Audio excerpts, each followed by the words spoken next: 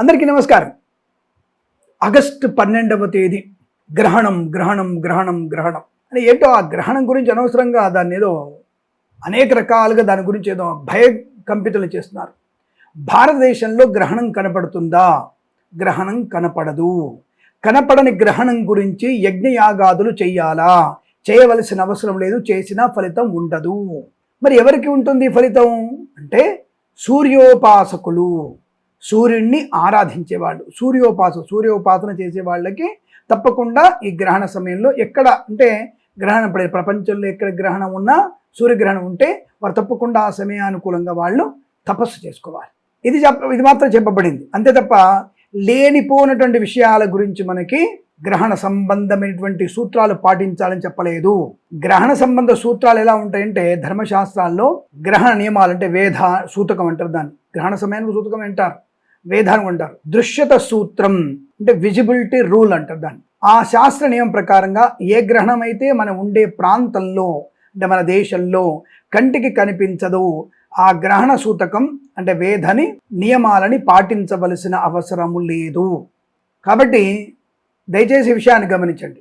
యాక్చువల్గా సూర్యగ్రహణ సూతకాలు అంటే 4 ప్రహరాలు, సుమారుగా 12 అవర్స్ ముందు నుంచే సూతకం ఉంటుంది. తర్వాత మళ్ళీ 12 గంటల వరకు సూతకం ఉంటుంది. అంటే 24 అవర్స్ మ్యాక్సిమం సూతకం అనేది ఉంటుంది. అందుకనే ఈ సూతక సమయంలో 24 గంటలు మనం ఏం తినకుండా ఉండాలి, జపం మాత్రమే చేసుకోవాలి, గ్రహణ సమయంలో పట్టువిడుపు స్నానాలు చేయాలి అని స్పష్టంగా చెప్పబడుతోంది.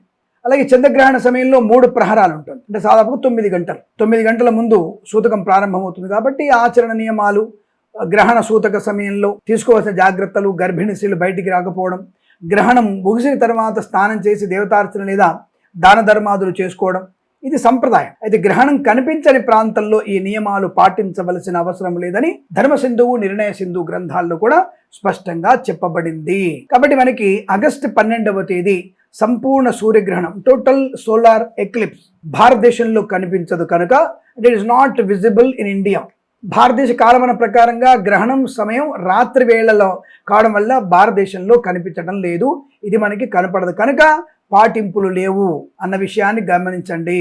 మరి మన ఛానల్ చూస్తున్నటువంటి అమెరికన్లు, స్పెయిన్లో ఉన్నటువంటి మన భారతీయులు, ఇతరత్ర వాళ్ళు కూడా మన ఛానల్ చూస్తారు కదా, మరి వాళ్ళ కోసం మనం తప్పకుండా సమయాలు చెప్పాలి కదా.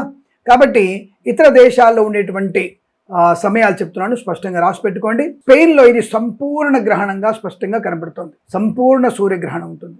అంటే CST అంటే స్థానిక కాలం మన ప్రకారంగా సాయంత్రం 7:30 నుంచి ప్రారంభమై 8:30 మధ్య సంపూర్ణమైనటువంటి రూపం ఏర్పడుతుంది కనుక అది సంపూర్ణమైనటువంటి గ్రహణంగా మనం చెప్పుకోవచ్చు, సూర్యగ్రహణంగా పాటించాలి. సూర్యాస్తమయం 8:40 PM సమయంలో ముగుతుంది.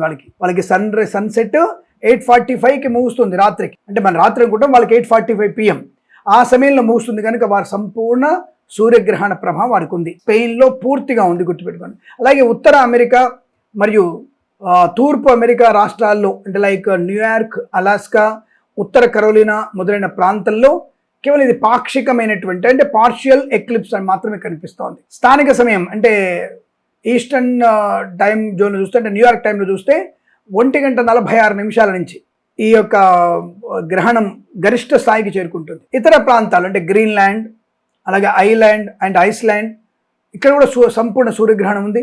యూరోప్లోని ఇతర దేశాలు అంటే ఫ్రాన్స్, జర్మనీ, UK మరియు నార్త్ ఆఫ్రికా ప్రాంతాల్లో కూడా పాక్షిక సూర్యగ్రహణం కనబడుతోంది. కాబట్టి అక్కడ ఉన్న వాళ్ళు కూడా ఈ గ్రహణ సమయాన్ని పాటించి తీరాల్సిందే అన్న విషయాన్ని గమనించండి. తప్పకుండా మనకి ఈ గ్రహణ సంబంధ సూచితారిష్ట దోష నివృత్తి కలిగి ఎక్కడైతే గ్రహణ ప్రభావం ఉందో వాళ్ళు స్నానాదులు చేసి గ్రహణ సమయంలో జపతపాదులు చేసుకొని గ్రహణ అంతంలో వీలైతే దాన ధర్మాదులు లేదా మర్నాడైనా సరే స్నానం చేసి గ్రహణ సంబంధమైనటువంటి దాన ధర్మం మినుములు, ఉలవలు, ఎర్ర వస్త్రము, ఆవు నెయ్యి, కంచు పాత్ర, నాగబింబము దానంగా ఇచ్చుకునే ప్రయత్నాన్ని చేయాలి. ఈ విషయాన్ని గమనించండి. ఇవి దానం చేసి తప్పకుండా భగవత్ కృపాకటాక్షాలు పొందాలని కోరుకుంటూ సర్వే జనా సుఖినో భవంతు. ప్రేమతో మీ కిరణ్ శర్మ.